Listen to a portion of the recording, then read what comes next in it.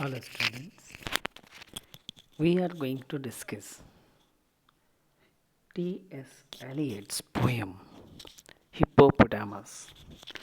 But before going into the text Hippopotamus, let us go through about T.S. Eliot himself. T.S. Eliot is a modern poet. He was born on 26 September 1888. He went to Harvard School. He's been a teacher. He, after his so called literary career, he moved and became a naturalized citizen of England. T.S. Eliot is a dominant figure to recognize the modern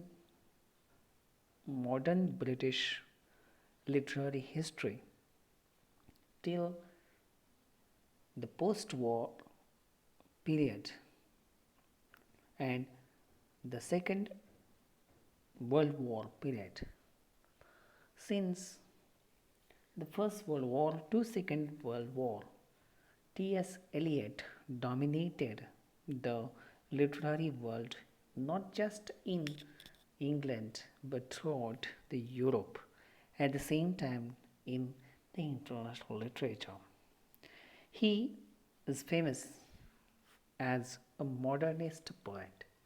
He brought so many features or modern contemporary social relevant pain. He brings us the stark realistic picture of the contemporary England and especially London or of the European civilization in the context. His poetry is specially brings us the modernist feature that after this after the destruction of the World War First throughout Europe, the industrialization, the the materialistic attitude, and at the same time the degenerated moral values are the worsening day by day, and all these find reflection in T.S. Eliot's poetry that we just need to go through. But before going into that, he as, an, as a poet brings us the loss of the religious faith on or anything spiritual, anything religious. As a modernist, he questions this religious faiths, and that we see are reflected in the poetry like Wasteland. T.S. Eliot is famous for his poem Wasteland. This poem is a landmark and masterpiece named after him. He is famous for Proof Rock poem, The Hollow Man. He has written some plays, Ash Wednesdays, some books, Sacred Wood, Little Gidding, for quartet, Gerontion. At the same time, Murder in Cathedral is a very famous poetic play named after him. And that is what, after writing such a wide and multiple writing, his he tried his hand to writing poetic plays, and his contribution is recognized by the award of Nobel Prize for Literature in 1948. As a modernist poet, we see modernism features that dominated in his poetry and work of art. So, it is better to go through the hippopotamus. Hippo is an animal. Hippo, as you might have seen, is heavy, broad backed, and weighty one. And Hippo is known for his wit. So the poet compares the hippopotamus with the religious or Christian church, and it is expected that the religion or the spirituality or the ways of spirituality lifts the human soul and brings near to the God, to the existence of God. The religious faith that transcends and lift and brings the the person apostle or the person who is blessed next to the God, and it leads to the heaven word. But here the poet compares the hippopotamus and religious or Christian church. The churches are staying here and not spiritually lifted, not lifted to the heaven word, but they are forced here because there are certain reasons. The Christian church has gone corrupt. They are weighty. The Christian church are weighty, and there is nothing spiritualized in the churches. So the poet is attacking the religious concepts that we see in the poem.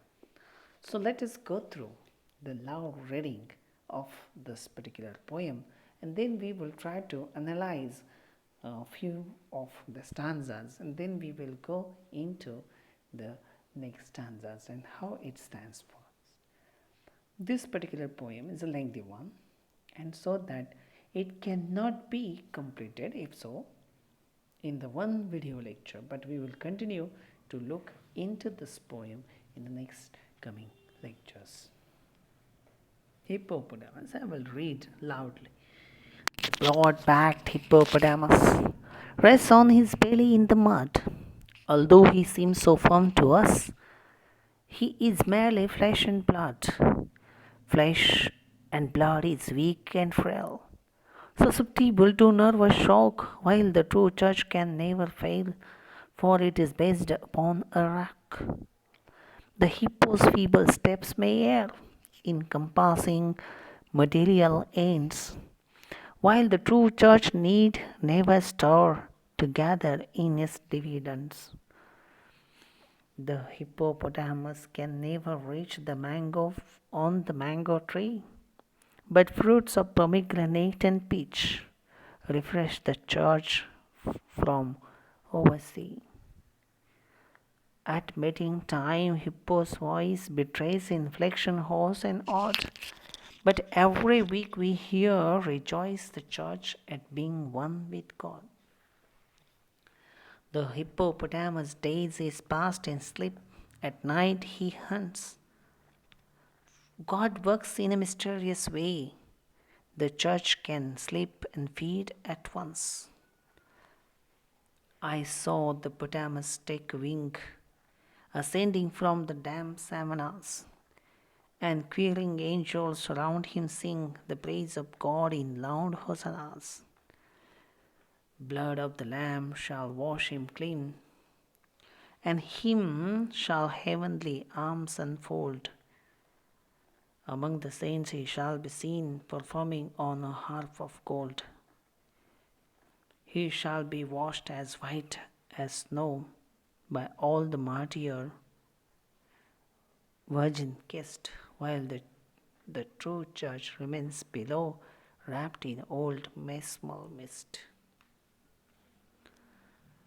In the poem, we see the loud reading gives us the clue that there is an explicit comparison in the hippopotamus in each stanza and in the first two lines. And in the next two lines, we have seen in what way, in comparison to hippopotamus, the Christian churches are, where they are, how hoarding, how say greedy they have become. So, from the loud reading, we can get the the the rhythmical quality, the rhyming quality of the poem. The poem weighs upon the hippo and the church coming out on top. Ultimately, it is not the church that ascends to heaven, but churches are remaining here on earth because they are very much embedded in the rock. But after all, hippopotamus is very much close to the heaven. Why? Because there are serious charges, serious reasons that T.S. Eliot has given in these stanzas. Hippopotamus is innocent, is not corrupt, although we have such a corruption, ample corruption in the churches. Hippo may be associated with laziness, lying in the mud all day, but it has some innocent existence. Hippo tries to feed itself, but church, churches, they are sleeping, they are feeding themselves. They offered on the face of the faith and religion as a virtue, but all the donations, all the wealth has not done anything. It gives nothing back. They are hoarding. And like this, hippopotamus is cannot reach, but it goes on. The churches, see, churches are hoarding. And such a hoarding, such a greedy nature of the churches has brought these so-called, say, corruption at the point of criticism in this particular poem. Let's go through. The broad back hippopotamus rests on his belly in the bed. Although he seems so firm to us, he is merely flesh and blood. Broad back hippo is lying here on the mud, on his belly. He seems so firm, he is weighty. Hippo is so weighty, it never makes any kind of sound. He seems to us just a matter of flesh and blood. Is lying there, it's very firm, is not moving. Such a hippo is lying here in the mud. Flesh and blood is weak and frail, susceptible to nervous shock, while the true church can never fail, for it is based upon a rock. But flesh and blood, of course, he is weak, he is not moving, he is frail, he may be frail, the hippo may be frail, but hippo is an animal. Hippo has some senses, susceptible to nervous shock, means hippo is of a sensible animal. It has skin, it knows how listening, all those see. Hippo can see, hippo can feel. He is more prone to such a senses. And it is liveliness, although it is a weak and frail, hippo is an animal having all animating qualities, while the church. But on the other hand, the church can never fail. But in such a way, the churches cannot sense, cannot feel that way as hippo is feeling and doing. Because churches are fixed its ground on the rock. Hippo, Hippo is lying there, but it's an animal. It has all senses. But on the other hand, church is inanimate. It doesn't feel. There is nothing that makes the churches as the church. They are more prone, they are failing. Hippo. Because the churches are corrupt. TS Eliot gives us that even Hippo can make the move and try to move because it has muscles, liveliness, but he cannot. The churches cannot. So churches cannot move. Churches cannot feel. The hippo's feeble, weak. Feeble means weak. The hippo's feeble steps may in encompassing material ends. Of course, Hippo is so heavy, so weighty that he may fall. His steps may be feeble to carry such a huge load, such a weight. So he may err in compassing material ends. He may err in holding the material ends to his, say, big fat stomach. He may search, but after encompassing the eatables, it comes to a rest. But churches, on the other hand, the churches are, while the true church never need to stir, it never needs, it never goes to get the dividends, to collect the funds, store the wealth. It never needs to go out because people are coming and give the donations. Whatever donations that are received to the churches are not giving them back. Gives nothing back. They are just hoarding and hoarding, collecting dividends from the people, from the charity donors. Hippopotamus cannot reach the mango on the mango tree. Hippopotamus is so weighty, it cannot lift to catch the mango tree. Hippopotamus is heavy. It's double-edged meaning. But the church can dine with some fruit, some exquisite, exotic, fruitful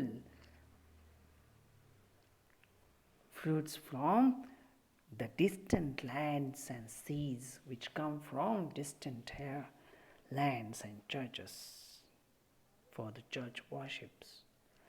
Refresh the church from overseas. The churches are hoarding, they are enjoying the very exquisite, executive type of living, aristocratic type of living, which is supposed to give back to the people. But they are not. This is an argument that it leaves us feeling sorry for the hippo, but the church has grown as rather greedy and they are exploitative. Hippopotamus. At meeting time, the hippo's voice betrays inflections and hoarse and odd. But every week we hear rejoice the church at being one with God. At meeting time, the poem is presented in the quatrains, 4 lines, with the rhyming of A, B, A, B. In the plain terms, It must not make any face value, but AB, the rhyming words that we see after the first and third line, B rhymes with the fourth line. So hippopotamus cannot reach to mango tree, but churches are enjoying mango. Other beautiful, fruitful fruits across the sea came from distant lands. Hippopotamus. In the mating time, his voice became hoarse. But the churches are, see, every week the churches are rejoicing in their pledges that they are doing the works of God. They are performing the God's task here on the earth. So every week they are worshipping God and pledging to the people that they are one with the God. They are churches. They needs to be worshipped. The churches are to be visited. Churches are to be donated, and churches is doing a God's work. Every time they pledge and gives the assurance to the people that they are doing the God's job here on the earth. They are doing for the way. But this kind of feeling is deliberately spacious and overflowed. See, we have this type of feelings. It has put on the church. It is the rock on which the church was built on. So here it's made to embed deep in the earth so that it cannot move. See, it is engulfed by the mist, by the sea, the miasmal mist. So here we see the poem, and the poem is, of course, builds on the idea that is to attack the church and the proceedings. Here we will stop. The rest of the stanzas will be studied in the next lecture.